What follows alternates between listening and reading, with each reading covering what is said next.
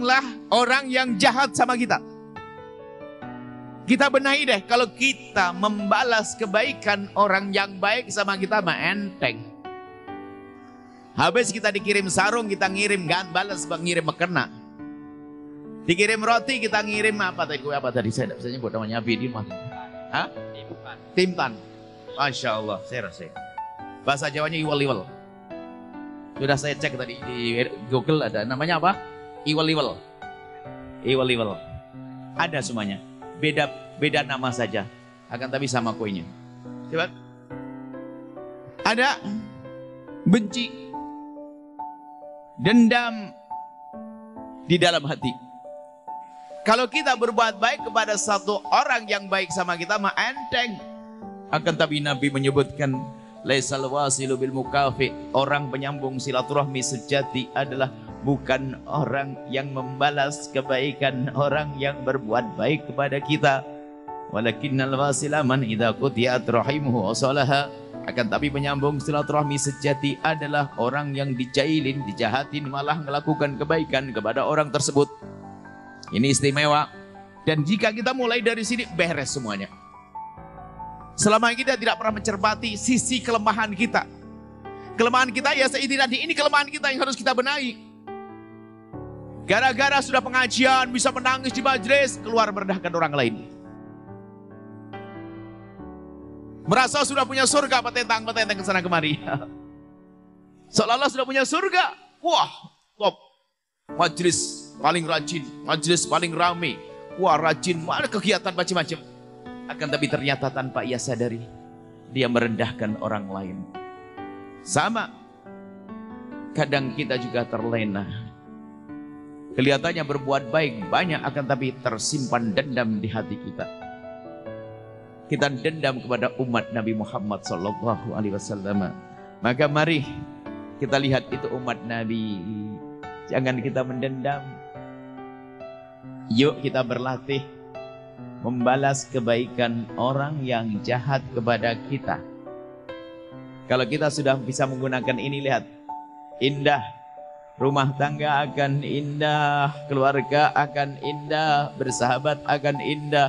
Karena prinsip kita adalah kita akan melihat, kita akan membalas siapapun yang berbuat jahat dengan balasan kebaikan, biarpun hanya panjatan doa.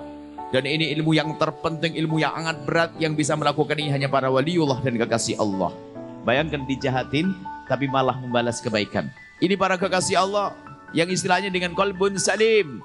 Hati yang selamat itu bagaimana sih? Hati yang ada dendam, tapi diperangi dendam itu sehingga tidak menjadi amarah dan tidak menjadi balasan. Kalau masalah dendam mah semuanya ada. Bohong kalau orang ngomong, wah aku sudah gak punya dendam. Wah, rendang mukanya jeder gitu ya, pikir juga kayaknya.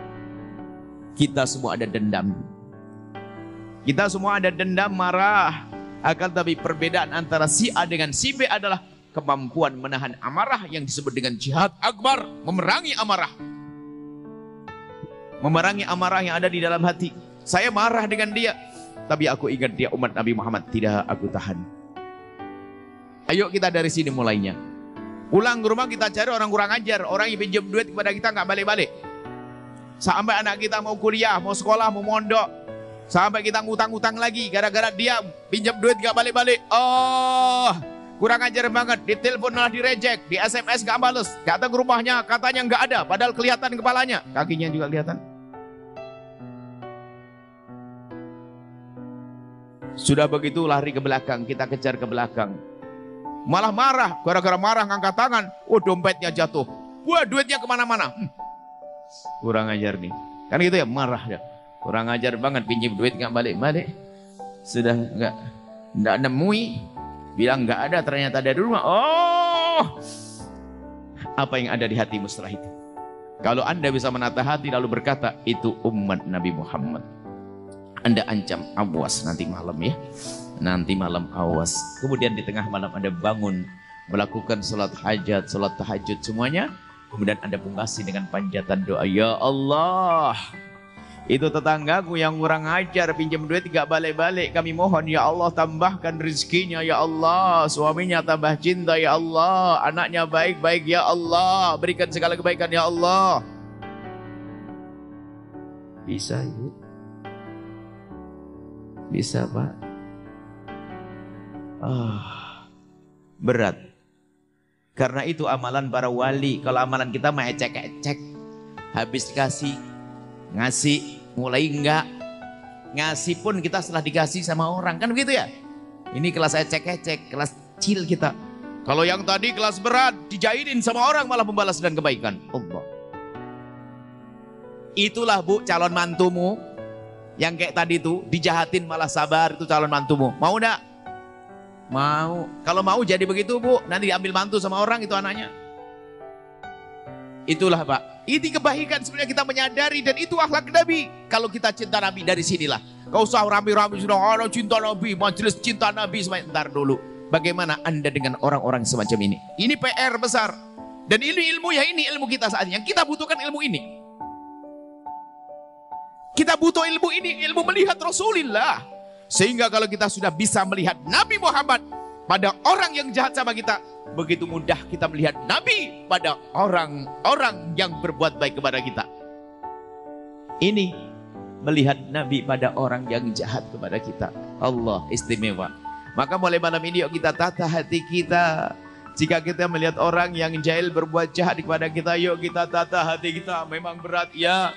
Sebagian para kekasih Allah bercerita, aku bisa menyelesaikan urusan hatiku yang seperti ini perlu waktu 20 tahun. Ada yang mengatakan 5 tahun, ada yang sehari bisa selesai. Karena apa? Yang memberi adalah Allah. Kita harus belajar.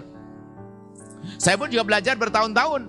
Pokoknya kalau orang jahat sama saya sudah tak doain deh, gitu saja. Saya belajar. Sehingga kita nggak sempat doain jelek deh. Bahkan kalau seandainya disebut adalah seorang raja, presiden paling jahat di dunia ini. Semula saya ingin doain, ya Allah hancurkan dia ya Allah. Gak berjadi ya Allah. Berikan hidayah sehingga manfaatnya jadi gede. Berubah gak jadi gede. Kita ingin membiasakan dengan kalimat-kalimat baik, doa-doa yang baik. Ayo, ini cinta kepada Nabi dari sini kita mulai. Siapapun dia yang jahat sama kita adalah umat Nabi.